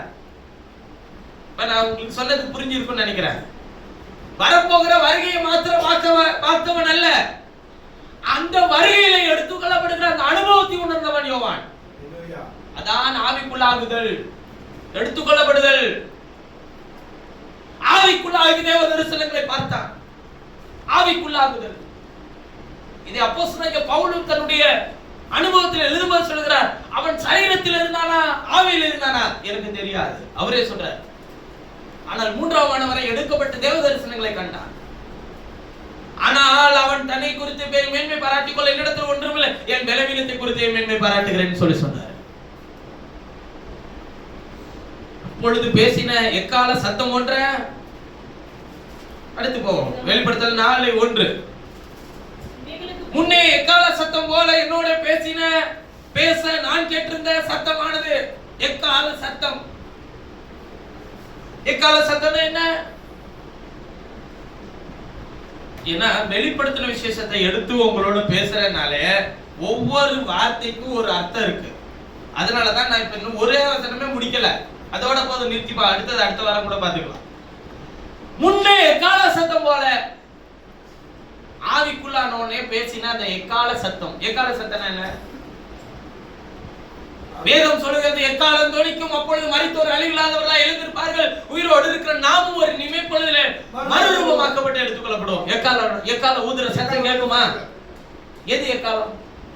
எக்கால சத்தம் போல. அப்படின்னா எக்கால சத்தம் அல்ல, எக்கால சத்தம் போல ஒரு செய்தி இருக்கு. எக்காலம் 2 நிலையிலே தொனிக்கப்படும். ஒன்று யுத்தத்துக்காக தொனிக்கப்படும், ஒரு செய்தி அவர்களுக்கு அறிவிக்கப்படுகிறது, ஒரு நல்ல செய்தி, ஒரு ராஜா அபிஷேகம் பண்ணப்படுகிறார் என்றாலும் எக்காலம் தொனிக்கும். ஒரு யுத்தம் வருகிறது என்றாலும், ஒரு நாட்டை நோக்கி யுத்தம் வருகிறதுனாலும் எக்காலம் தொனிக்கும். இந்த ரெண்டுமே எக்காலம்னால என்னதுங்க? அது ஏதோ ஒரு செய்தி, செய்தி ஜனங்களை சந்திக்க போகிறது. கர்த்தர் யோவானிடத்தில் எப்படி பேசுகிறார் பாருங்கள், வெளிப்படுத்தல் 1:10.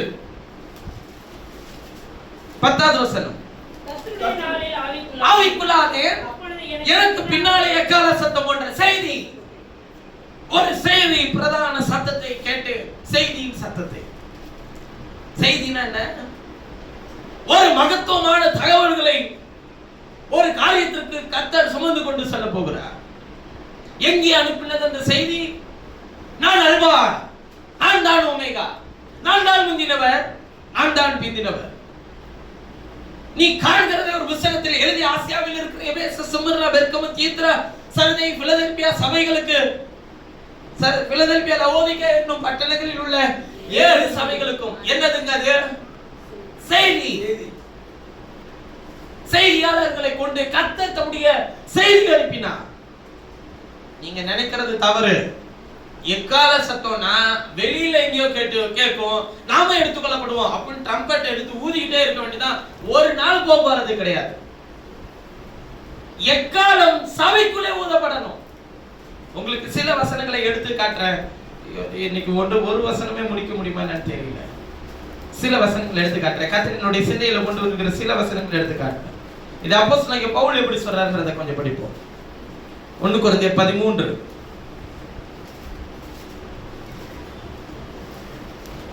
முதல் வசனத்திலிருந்து வாசிங்க. நான் மனுஷர் பாஷைகளையும் தூதர் பாஷைகளையும் பேசினாலும் அன்பு எனக்கு இராவிட்டால் சத்தமிடுகிற வெண்கலம் போலவும் ஓசையிடுகிற கைத்தாளம் போலவும் இருப்பேன். நான் தீர்க்க தரிசன வரத்தை உடையவனாய் இருந்து சகல ரகசியங்களையும் சகல அறிவையும் அறிந்தாலும் மலைகளை பெயர்க்கத்தக்கதாக சகல விசுவாசம் உள்ளவனாய் இருந்தாலும் அன்பு எனக்கு இராவிட்டால் நான் ஒன்றும் இல்லை. அவர் என்ன சொல்றாரு? நான் மனுஷர் வாசிகளையும் தூதர் வாசிகளை பேசினாலும் அன்பு எனக்குள் இராவிட்டால் சத்தம் இடுகிற வெண்கலம் போல ஓசையிடுகிற கைத்தாளம் போலவும் இருப்பேன்.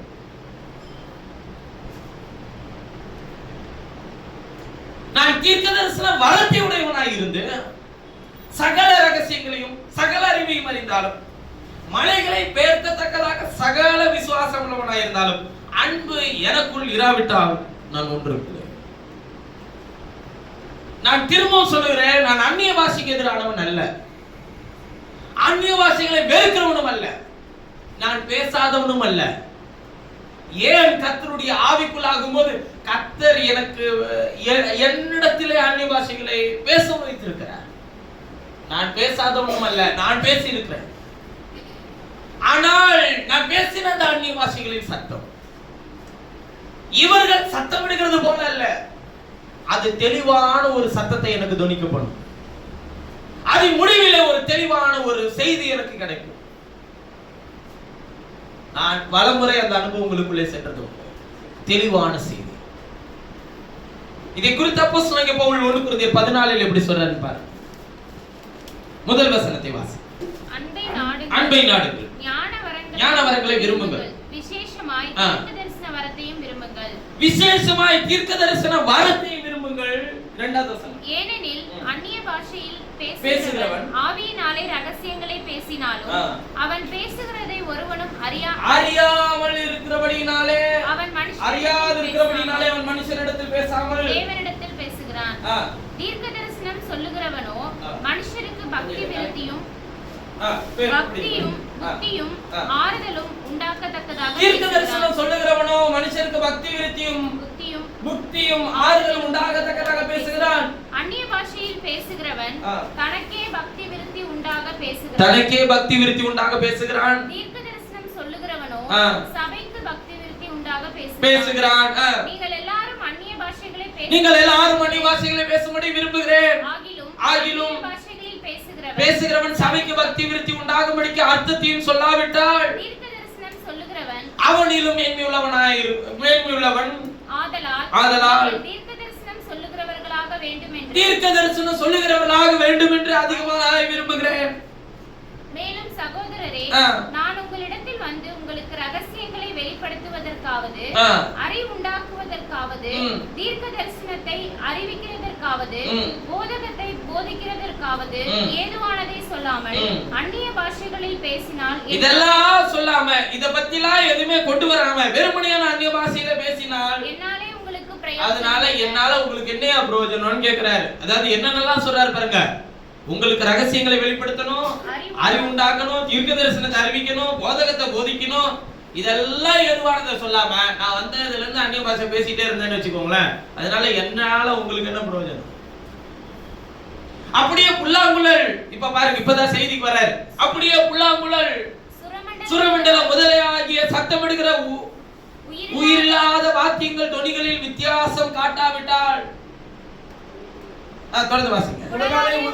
குழலாலே ஊதப்படுகிறதும் சுரமண்டலத்தாலே வாசிக்கப்படுகிறதும் எப்படி தெரியும்? அது என்ன சொல்றாரு, புல்லாங்குழல வச்சுக்கிட்டு அந்த குழல்ல வாத்தியத்தை நீ கொஞ்சம் மாத்தி வாசிக்கலன்னா அதனால என்ன யூஸ்? இல்லன்னா அது வாசிக்கிறது என்னன்னு எப்படி தெரியும்? என்ன இன்ஸ்ட்ருமென்ட்னு தெரியும். இல்ல என்ன இன்ஸ்ட்ருமென்ட்னு தெரியும், அது என்ன வாசிக்கிறான்னு தெரியாது. அதாவது குழலை அடைச்சி அடைச்சி அடைச்சி மாத்தி மாத்தி வாசிச்சாதான் அவன் என்ன சொல்ல வரான்றது அந்த சத்தத்துல நமக்கு தெரியும். ஒரு பாடலின் வார்த்தை அந்த இசையில தெரியும். இல்லனா அது விளங்காத சத்தம். 8வது வசனத்துல அப்படி எழுதுறாரா இல்லைன்னு பாருங்க. அந்தபடி எக்காலமும் விளங்காத சத்தமிட்டால் எவன் யுத்தத்திற்கு ஆயத்தம் பண்ணுவான். அப்ப எக்காலத்துல விளங்காத சத்தம் இருந்துச்சுன்னா, தெளிவில்லாத சத்தம் இருந்துச்சுன்னா, செய்தியில தெளிவு இல்லைன்னா எதுக்கு ரெடி ஆகும்? எதை கொண்டு வந்து எதோட சேர்க்கிறாரு பாத்தீங்களா? அன்புல ஆரம்பிச்சு எக்கால சத்தத்தை கொண்டு வந்தார். அடுத்து சொல்றாரு 9வது வசனம், அது போல நீங்களும் தெளிவான பேச்சை நாவினால் வசனியாவிட்டால் பேசப்படுவது இன்னதென்று எப்படி தெரியும்? ஆகாயத்தில் பேசுகிற உலகத்தில் எத்தனையோ விதமான வார்த்தைகள் உண்டாயிருக்கிறது. அவைகள் ஒன்றும் அர்த்தமில்லாததல்ல. ஆயினும் வாசியின் கருத்தை நான் அறியாமல் இருந்தால் பேசுகிறவனுக்கு அந்நியனாயிருப்பேன், பேசுகிறவனும் எனக்கு என்னவாயிருப்பேன். போதும். தொடர்ந்து நீங்க வாசிச்சுக்கோங்க. உங்களுக்கு இதுக்குள்ள அர்த்தம் நிறைய இருக்கும், நிறைய விஷயத்தை தெரிஞ்சுக்கலாம். நாம இப்ப ஒரு 10 பேர் இருக்கிறோம்னு வச்சுக்கோங்க. ஆவி வந்தோடனே 10 பேர் அந்நிய பாஷை பேசு, எல்லாரும் பேசுங்க அப்படி நான் சொல்றேன்னு வச்சுக்கோ. இப்ப எல்லாரும் பேசிடுறீங்க. இது ஒரு பழக்கத்துக்குள்ளே நம்ம போயிடுறோம்னு வச்சுக்கோ. யார் அதுக்கு அர்த்தம் சொல்லுங்க? 10 பேர் இருக்கிறோம், 10 பேர் அந்நிய பாஷை பேசுறோம்னா யாருக்கு அதனால பிரயோஜனம்? யாருக்கு அதனால? அததான் ஒழுங்குபடுத்தி என்ன சொல்றாரு, ஆவி எல்லாரும் மேலேயும் தான் இருக்கும். ஆனா ஒருவன் அந்நிய பாஷை பேச இன்னொருவன் வியாக்கியானிக்கணும், இவன் வியாக்கியானி முடிச்சதுக்கு அப்புறமேட்டு இன்னொருத்தன் அந்நிய பாஷை பேசணும். அது வந்து ஒரு ஏதோ ஆர்டிபிஷியலா இருக்காது. பிரதர், கர்த்தர் அதை தான் வரிசைப்படுத்தினார். அப்படிதான் செய்யணும்னு வச்சார். கர்த்தருடைய ஆவியானவர் சகலத்தையும் நல்ல. அப்போ உனக்குள்ள இருக்கிற அந்த அனல் கொண்டு எரிஞ்சிட்டு இருக்கல அந்த பாஷைகளை பேசி அதனுடைய வியாக்கியானத்தை பேசுறதுக்கு இருக்குல்ல, அது வரையில் அது காத்துட்டு இருக்கும். அது பேசி முடிச்சோன்னு இன்னொருத்தவங்க ஆரம்பிப்பாங்க. இந்த காட்சியை நான் பல முறை நான் சொல்லி இருக்கிறேன் உங்கள்கிட்ட. இப்படிதான் செய்யணும், இதான் செய்யணும். பேசுங்கள், வியாக்கியானமும் செய்யுங்கள். இல்லைன்னா அதனால யாருக்குமே ஒண்ணுமே ஒண்ணும் இல்லை. நான் பிரசங்கத்தையே நான் அந்நிய பாஷையில பண்றேன்னு வச்சுக்கோங்க, என்ன உங்களுக்கு புரியும்? நீங்களும் அந்நிய, நான் அந்நிய, அப்படித்தானே அப்போஸ்தலனாகிய பவுல் சார். ஏசான் கர்த்தர் அந்நிய பாஷையினால் பரியாச உதடுகளினாலும் தம்முடைய ஜனத்தோடு பேசுவார்னு எழுதி இருக்குல்ல, எழுதி இருக்கா இல்லையா? ஏசாயால எழுதி இருக்கு. அந்நிய பாஷையினாலும் பரியாச உதடுகளினால் பேசுறது என்ன? நிறைய பேருக்கு அந்நிய பாஷை எடுத்துக்கிறாங்க, பரியாச உதடுனா என்னன்னு தெரியல. பரியாச உதடுனா என்னங்க? பைபிள்ல சங்கீதம் முதல் வசனத்துல என்ன சொல்லுது? பரியாசக்கார உட்கார்ற இடத்துல. ஆனா கர்த்தர் எப்படி பேசுறாராம்? பரியாச உதடுகள். அப்படின்னா என்ன அர்த்தம்? பரியாச உதடுகள் கர்த்தருக்கு அருவருப்பானதெல்லாம் எழுதி இருக்கு தெரியுங்களா உங்களுக்கு? ஏன் ஒரு பரியாச உதடுகள் நான் பேசுறாரு நீங்க நினைக்கிறீங்க? நீ எந்த மட்டும் நீ என்ன யோசிக்கிற, என்ன புரிதலோட இருக்கிற? கற்பனை மேல் கற்பனை, பிரமாணத்தின் மேல் பிரமாணம், இங்க கொஞ்சம் அங்க கொஞ்சம் வச்சிருக்கிற. அதெல்லாத்தையும் விட்டுட்டு நீ வேற ஒரு விஷயத்தை ஃபாலோ பண்ணிட்டு போனா அவருக்கு என்னதான் வரும்? அவர் கோபத்தை அவர் நகைச்சிட்டே போயிடுறாரு. அதான் பரியாசம். ஓ என்ன சில நேரத்துல வீட்டுல நம்ம ஒண்ணு சொல்ல இன்னொருத்தவங்க ஒண்ணு புரிஞ்சுக்கும் போது அதை எப்படி எடுத்துப்போம்? சிரிச்சுட்டு சரி நான் இதுக்கு சொல்லவே இல்லை அப்படின்ற மாதிரி நம்ம சொல்லுவோம்ல, அதுதான் அவரு சரி.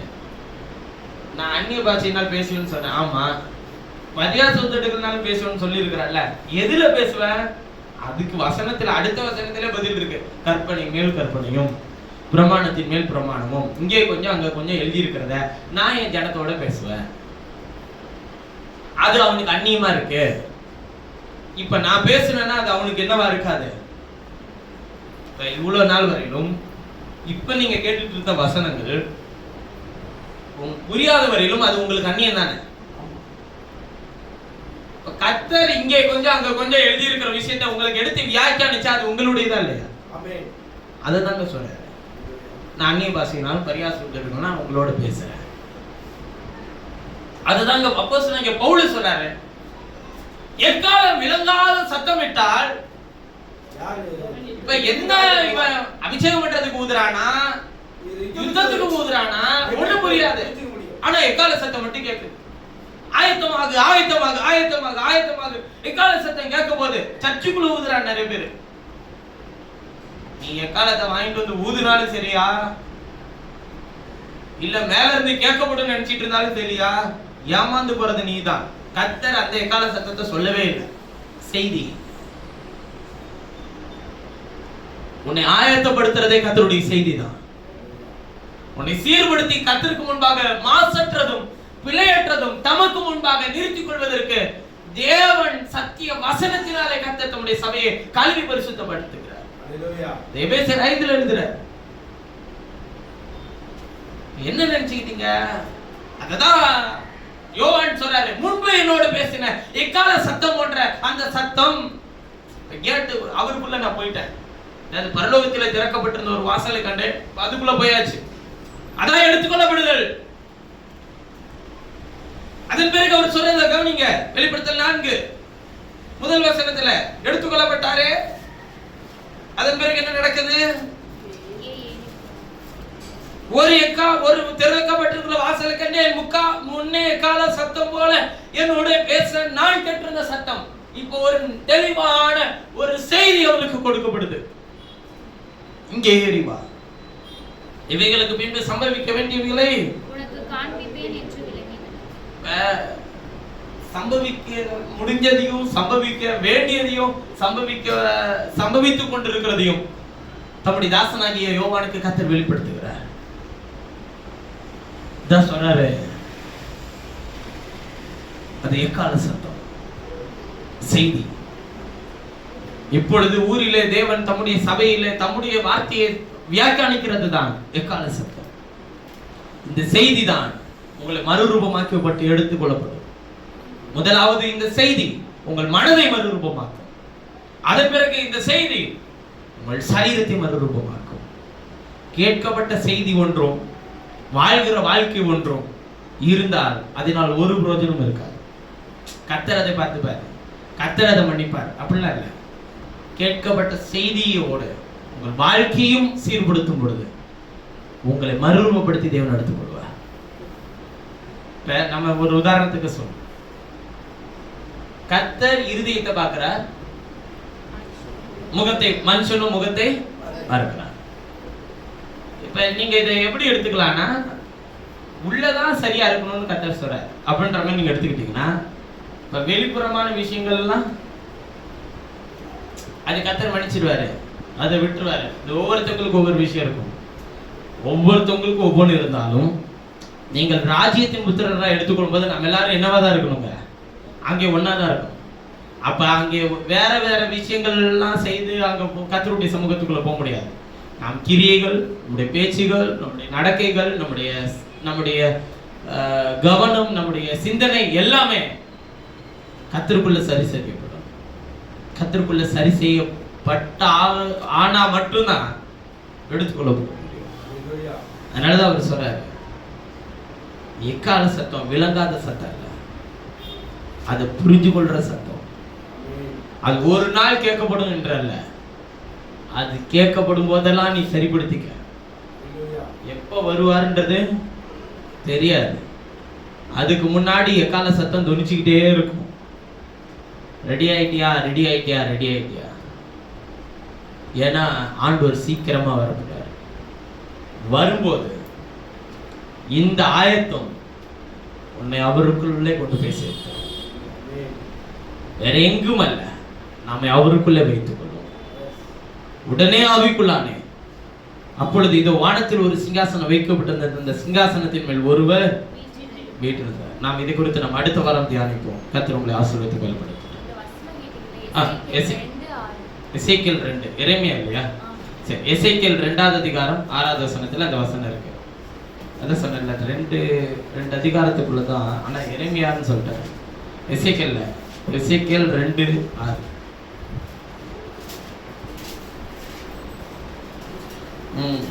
எசேக்கியேல் தான் சொல்லும்போது சொல்றாரு, 4வது வசனத்தை வாசிக்கும்போது பாருங்களேன், அவர்கள் கடின முகமும் முரட்டாட்டம் உள்ள இருதயம் உள்ள புத்திரர், அவர்களிடத்திற்கு நான் உன்னை அனுப்புகிறேன், கர்த்தராகிய ஆண்டவர் இன்னின்னதை உரைக்கிறார் என்று அவர்களோட சொன்னேன். கலக வீட்டாராகி அவர்கள் கேட்டாலும் சரி. யார சொல்றாருங்க கலக வீட்டாருங்க? தம்முடைய அவரை தான் சொல்லிக்கிறார். அவருடைய பிள்ளைங்களே கேட்டாலும் சரி, கேட்காவிட்டாலும் சரி, தங்களுக்குள்ளே ஒரு தீர்க்கதரிசி உண்டு என்கிறதை அவர்கள் அறிய வேண்டும். மனுபுத்திரனே, அவர்களுக்கு பயப்பட வேண்டாம், அவர்கள் வார்த்தைகளுக்கு அஞ்ச வேண்டாம். நெருஞ்சில்களுக்குள்ளும் முள்ளுகளுக்குள்ளும் நீ தங்கி இருந்தாலும், தேள்களுக்குள்ளே நீ வாசம் பண்ணினாலும், நீ அவர்கள் வார்த்தைகளுக்கு பயப்படாமலும் அவர்கள் முகத்துக்கு கலங்காமலும் இரு. அவர்கள் கலக விட்டார், கலகக்காரராகி அவர்கள் கேட்டாலும் சரி, கேளாவிட்டாலும் சரி, நீ என் வார்த்தைகளை அவர்களுக்கு சொல்லு. மனுபுத்திரனே, நீ அந்த கலக விட்டாரை போல கலகக்காரனாயிராமல் நான் உன்னோட சொல்லுகிறதை கேள், உன் வாயை திறந்து நான் உனக்கு கொடுக்கிறதை குசி என்று சொல்றார். யாருங்க நம்முடைய ஜனன்றதெல்லாம் பார்க்க மாட்டாரு. ஒரு வெட்டுன பிள்ளையானாலும் என்ன பண்ண, அதன் செய்கை அதுல நடக்கையில தான் விளங்கும்னு சொல்லி எழுதியிருக்கு. நீ பிள்ளையா இருந்தா உன்னை கட்சி கூட்டிட்டு போயிருவாருன்னு அர்த்தம் கிடையாது. செய்கை அது நடக்கையில தான் விளங்கும். அதனாலதான் சொல்றாரு, அவன் கலக விட்டாரா இருந்தாலும் அவனை போல நீ கலகக்காரனா ராமன்றாரு. அப்ப தான் வீட்டுக்குள்ள எல்லாருமே கலகக்காரனா இருந்தாலுமே அவர் சொல்றாரு, நீயாச்சும் தீர்க்கதரிசி, என் புத்திரன், என் மனுபுத்திரனே, என்னுடைய ஊழியக்காரனே, அவனை மாதிரி கலகக்காரனா ராம. கலகன்னா என்னங்க, இங்க இருக்கிறத அங்க எடுத்து போட்டு முடிச்சு விட்டு அதை குழப்பி போட்டு வேடிக்கை பார்க்கறதுதான் கலகக்காரன். ஆண்டவர் என்ன பண்றாரு, நம்முடைய ஜனத்துக்கு தெளிவான வசனத்தை சொன்னா இவங்க என்ன பண்றாங்க, அதை மாத்தி வச்சாரு. அதை உனக்கு தான் சொல்றாரு, உன்னுடைய தேவைக்கு தான் சொல்றாரு, உன்னுடைய குறைவுக்கு தான் சொல்றாரு. என்ன திரும்ப சொல்றேன், வேதத்தில் இருக்கிற எந்த விஷயமும் உன்னுடைய தனிப்பட்ட ஜீவியத்துக்காக எழுதப்பட்டது அல்ல. உன்னுடைய தனிப்பட்ட ஜீவியத்தை வேதத்தில் எழுதப்பட்ட வார்த்தைக்காக திருப்புகிறதுக்காக எழுதப்பட்டது. நான் சொல்றதை நீங்க நல்லா விளங்கிக்கணும். எழுதப்பட்ட எந்த வசனமும் உன்னுடைய தனிப்பட்ட ஜீவியத்துக்கு எழுதப்பட்டது அல்ல. அதே நேரத்தில் உன்னுடைய தனிப்பட்ட ஜீவியத்தை எழுதப்பட்ட வார்த்தையின்படி திருப்புகிறதுக்காக எழுதப்பட்டது. பல கருத்து இருக்கலாங்க, உங்களுக்கும் எனக்கும். உங்களுடைய சூழ்நிலை வேற, என் சூழ்நிலை வேற, உங்க குடும்பத்தினுடைய பழக்க வழக்கம் வேற, என் குடும்பத்தின் பழக்க வழக்கம் வேற, உங்க மொழி வேற, என் மொழி வேற, உங்களுடைய புரிதல் வேற, என்னுடைய புரிதல் வேற, உங்களுடைய சத்தம் வேறு, என்னுடைய சத்தம் வேறு, என்னுடைய இடத்துல இருக்கிற பொருளாதார சூழ்நிலை வேற, உங்களுடைய பொருளாதார சூழ்நிலை எல்லாம் வித்தியாசப்பட்டதா இருந்தாலும் நாம எல்லாரும் வேதத்தின்படி வாழ்றதுக்கு தான் நம்மளை அழைச்சிருக்கிற. நம்முடைய தனிப்பட்ட ஜீவியத்தை எழுதப்பட்ட வார்த்தையின்படி திருப்பிக் கொள்ளவே கர்த்தர் விரும்புகிறார். அதை தவிர வேற எந்த நோக்கமும் கர்த்தருக்கு கிடையாது. 1000 சூழ்நிலையில இரு, 1000 தனிப்பட்ட காரியத்தையும் நீங்கள் சொல்லுங்கள், இதுகிட்ட வரும்போது தோத்து போயிருவீங்க. அதனால இதன்படி வாழதான் நம்மளை தனிப்பட்ட ஜீவியத்தை அழைத்திருக்கிறாரே தவிர இதுல இருக்கிறது ஒன்னொன்னா கழட்டி நம்ம தனிப்பட்ட ஜீவியத்தை அலங்கரிச்சு பார்க்கலாமான்னா அது முடியாது. முழுமையும் உங்களை அலங்கரிக்கும். நீங்க இதன்படி வாழுங்க, உங்களுடைய தனிப்பட்ட ஜீவியத்தினுடைய எல்லா விஷயத்திலும் கர்த்தர் உங்களை கனமுள்ளவர்களாய் மாற்றுவார். தேவை எல்லாத்தையும் சந்திப்பார், சுகத்தை தருவார், ஆரோக்கியத்தை. எல்லாம் எதுவுமே எனக்கு ஒரு விஷயம் புரியல. கேட்டு கேட்டு கேட்டு கேட்டு நீங்க எங்க இருக்கிறீங்க? வீட்டுக்கு வெளியவா வீட்டுக்குள்ளயா? வீட்டுக்குள்ள ஒருத்தவங்களுக்கு உடம்பு இல்லைன்னா நீங்க எப்படி இருப்பீங்க? சில ஜென்மங்கள் இருக்கும் சாவ கடத்தாலும் தண்ணி கொடுக்காதது, அதை பத்தி நான் பேச வரல. ஒருத்தவங்க வீட்டுக்குள்ள ஒருத்தவங்க இருக்கிறாங்கன்னு வச்சுக்கோங்க, முடியாம இருக்கிறாங்க, என்ன பண்ணுவீங்க? என்ன பண்ணுது? ஏன் சொனங்கி படுத்திருக்கிற? நல்லா நடமாடிட்டு போய் உனக்கு என்ன ஆச்சு கேட்பீங்களா இல்லையா? பொல்லாதவர்களாகி நீ உங்களுக்கு எவ்வளவு அறிவு இருக்கும்போது உங்களுக்குள்ள வாசம் பண்றது தெரியாதா? தெரியுமா தெரியாதா? உங்களை சுகமாக்க அவர் கேட்டாதான், நீ கேட்கும் போது நான் செய்யறேன், கேட்டாதான் செய்வாரு. கேளுங்கள் அப்பொழுது உங்களுக்கு கொடுக்கப்படும். எதை கேட்க சொன்னார் அது வேற, கேட்டாதானே அவருக்கு தெரியும், இல்லைன்னு தெரியாதா? தெரியும்ல. நாம ஆண்டவர்கிட்ட சொல்லும் போது எப்படி சொல்லணும்னா, எனக்கு வேணும் வேணும் வேணும் வேணும் வேணும் வேணும் அப்படி இல்லை. நானும் உடைய பிள்ளை. அக்னாலேஜ் பண்ணும்போது எப்படி எழுதணுங்க? நானும் உடைய பிள்ளை, பூமியும் அது நிறைவு உடையது. எனக்கென்று என்னதை தர வேண்டும் என்று விரும்புகிறீரோ, இதை தர வேண்டும் என்று நீர் தீர்மானித்திருந்தார், நான் அதை பெற்றுக்கொள்ள என்னை அதன் பாதையிலே நடத்தும். தாரும் என்று அல்ல, மறுபடியும் நீங்க வெளியே போயிருவீங்க. நான் அதை பெற்றுக்கொள்ள என்னை நடத்தும். நான் கேட்கிறேன், அம்மா பீரோல எந்த இடத்துல இந்த பொருளை வச்சிருக்கீங்கன்னு கேட்கிறேன்.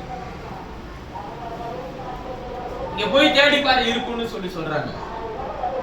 தேடி எடுக்க வேண்டியது நம்முடைய வேலை. இப்ப நம்மளுடைய பிரச்சனையா இருந்தா அதை தேடி இருக்க மாட்டோம். இதே நமக்கு ஒரு தேவை இருந்துச்சுன்னா வீரவே அலசி கீழே தள்ளி விட்டாச்சு என்ன பண்ணுவாங்க? தேடி கண்டுபிடிச்சு என்ன பண்ணிடுவாங்க? எடுத்துருவோம்ல. அது மாதிரிதான் ஆண்டவர் சொல்ற, உனக்கு எல்லா தேவையும் இதுல வச்சிருக்கிற இந்த பீரோல என்னுடைய ஆவியினால் நீ நடத்தப்படும் போது இதுக்குள்ள இருக்கிற வசனத்தை உனக்கு எடுத்து தரேன். அது உன்னை சகல சத்தியத்துக்கு நேரம் என்ன பண்ணும்?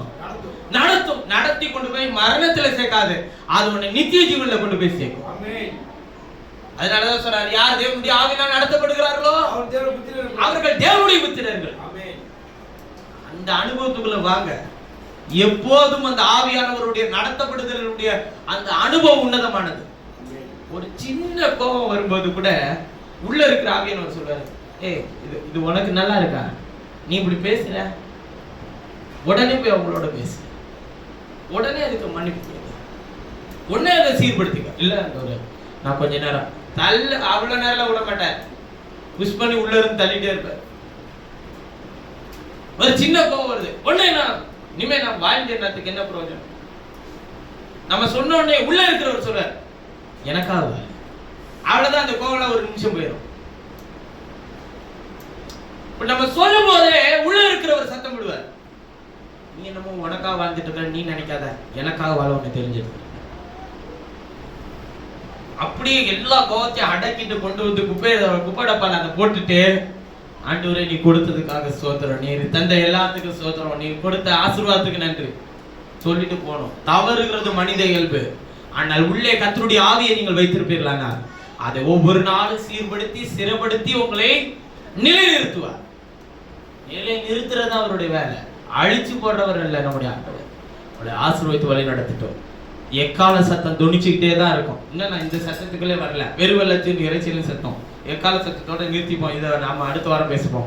கர்த்தர் உங்களை ஆசீர்வதித்து பலப்படுது. நாம் ஜெபம் செய்ய எங்களை சீக்கிரங்கள் பரலோக பிதாவை ஆசீர்வதித்து கொடுக்கப்பட்ட அற்புதமான இந்த நல்ல காலைப்படுவதற்காக நன்றி. இந்த நேரத்தில் உங்களுடைய வார்த்தையை கேட்கிறதான எங்கள் ஒவ்வொருவரையும் தகுதிப்படுத்தி பரிசுத்தப்படுத்தினதற்காக நன்றி செலுத்துகிறேன். கர்த்தாவே, எக்காலமும் விளங்காத சத்தமா இருந்தால் கேட்கிறவர்களுக்கு ஒரு பிரயோஜனம் இல்லை கர்த்தாவே. ஆனால் விளக்கப்படுகிற அந்த மகத்துவமான அந்த செய்தியின் சத்தம் அது இவர்களுடைய வாழ்க்கை மறுரூபமாக்கட்டும், இவர்களுடைய தனிப்பட்ட ஜீவியத்தை மாற்றட்டும், ஆசீர்வதித்து உயர்த்த வேண்டுமா நாங்கள் ஜெபிக்கிறோம். நாங்கள் வெளியில இருக்கிறவர்களை போல நாங்கள் நடந்து கொள்ளாமல் உமக்குள்ளே வாசம் பண்ணுகிறவர்களா, உமக்குள்ளே ஜீவிக்கிறவர்களா, அப்படிப்பட்ட சிந்தனையோடு கூட நாங்கள் ஒவ்வொரு நாள் நடத்தப்பட உதவி செய்ய வேண்டுமா நாங்கள் ஜெபிக்கிறோம். எங்கள் ஜெபங்கள், எங்கள் வேத வாசிப்புகள், எங்கள் உபவாசங்கள், எங்களுடைய காத்திருப்புகள், எங்களுடைய விண்ணப்பங்கள் எல்லாம் உடைய சமூகத்தில் பிரீதியா இருக்கிறதா இவருக்காக மக்கள் சோதரகத்தாவே. கர்த்தாவே, எங்களுடைய தேவைகளை நீர் எல்லாவற்றையும் சந்தித்து நடத்தி கொண்டு இருக்கிற தயவிற்காக மக்கள் சோதரர். இந்த நாள் வரையிலும் இந்த மாதத்தினுடைய தேவைகளை உடைய பிள்ளைகளுக்கு சந்தித்து நடத்தி இருக்கிறீரே, உமக்கு நன்றி ஐயா. எதிர்நோக்கி இருக்கிற ஒவ்வொரு நாளையும் நீர் திட்டமிட்டபடி எங்களை சகல சத்தியத்துக்கு நேராக நடத்த வேண்டுமா நாங்கள் ஜெபிக்கிறோம். கர்த்தாவே, எங்கள் கால்கள் எப்பொழுதும் உறுதியான வசனத்தின் மேல் நிற்கும்படிக்கு ஒவ்வொரு பிள்ளைகளுடைய அடிச்சுவடுகளையும் உம்முடைய ஆண்டவர் பாதங்களையும் உம்முடைய அடிச்சுவடுகள் மேல் பதித்து ஒப்பு கொடுத்து நான் ஜெபிக்கிறேன். கர்த்தாவே, இன்றைக்கு கேட்ட செய்தியின்படி கர்த்தாவே, ஆவிக்குள்ளாகும் போது ஒரு நாள் நாங்கள் ஆவிக்குள்ளாகும் போது, கர்த்தருடைய நாளில் ஆவிக்குள்ளாகும் போது, எங்கள் சரீரம் மறுரூபம் ஆக்கப்பட்டு எடுத்துக்கொள்ளப்படும் போது அந்த மகத்துவமான அந்த செய்தி இப்பொழுது எங்களை அந்த இடத்துக்கு கொண்டு வந்து சேர்த்திருக்கிற தயவிற்காக சோதரங்க கர்த்தாவே, அந்த மகத்துவமான அந்த செய்தியின் சத்தத்தை நாங்கள் அறிந்து கொள்ள எங்களுக்கு உதவி செய்ய வேண்டுமா நாங்கள் ஜெபிக்கிறோம். யோவான் ஆவிக்குள்ளாகும் போது தேவ தரிசனங்களை கண்டானே கர்த்தாவே, அவன் தரிசனங்களை பார்க்க ஆவிக்குள்ளானான். ஆனால் நாங்கள் ஒரு நாள் நிச்சயமாய் ஆவிக்குள்ளாக போகிறோம். தரிசனங்களை பார்க்கல, உமக்குள்ளே வாசமான ஆவிக்குள்ளாக போகிறோம். இப்பொழுது நாங்கள் அந்த தரிசனங்களை வேதத்திலே கண்டு இன்னும் மகத்துவங்களை புரிந்து கொண்டு அந்த ஆவிக்குள்ளாகிற அந்த நாளுக்காக காத்திருக்கிற கர்த்தாவே, எங்களை நடத்தும் ஆசீர்வதியும் சிறியோர் பெரியோர் ஒவ்வொருவரையும் நீர் பலப்படுத்தி காக்க வேண்டுமா நான் ஜெபிக்கிறேன். இயேசுவின் உன்னதமான நாமத்தில் வேண்டுதல் செய்கிற ஜீவனுள்ள நல்ல பிதாவே. என் ஆத்துமாவே கர்த்தரை, என் முழுவதுமே அவருடைய பரிசுத்த நாமத்தை சொல்கிறேன். கர்த்தர் செய்த சகல உபகாரங்களையும் பரவாயில்லை. ஆமென். Praise the Lord, praise the Lord, praise the Lord.